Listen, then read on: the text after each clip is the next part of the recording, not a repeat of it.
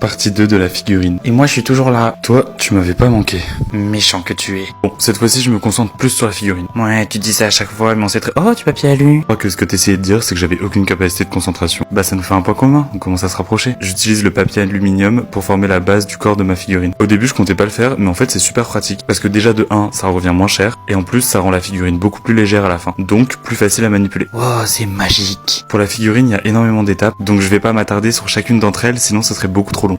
Fainéant, va. J'ai commencé par faire le buste, ça m'a pas mal facilité les choses pour la suite, notamment pour la taille des autres éléments qui allaient venir sur la figurine, comme par exemple les pieds. Oh, les petits pieds tout mignons. Une fois tous les éléments faits et poncés, il restait plus qu'à assembler. Pour ça, j'ai utilisé plusieurs méthodes, comme par exemple la barbotine que vous voyez là, c'est l'espèce de pâte un peu bizarre. Pour faire simple, la barbotine, c'est de la terre extrêmement saturée en eau, donc en gros, c'est de la terre avec beaucoup d'eau. Je l'applique un peu comme de la colle et après je viens coller. Ouh là là, qu'est-ce que c'est sérieux tout ça. C'est vrai, d'ailleurs c'est le bon moment pour vous demander si tous les détails techniques vous intéressent ou pas. Ça me prend beaucoup de temps de tout expliquer, donc n'hésitez pas à me dire en commentaire si ça vous est utile ou pas et surtout si ça vous intéresse. D'ailleurs j'ai une chaîne YouTube qui est quelque peu inactive en ce moment.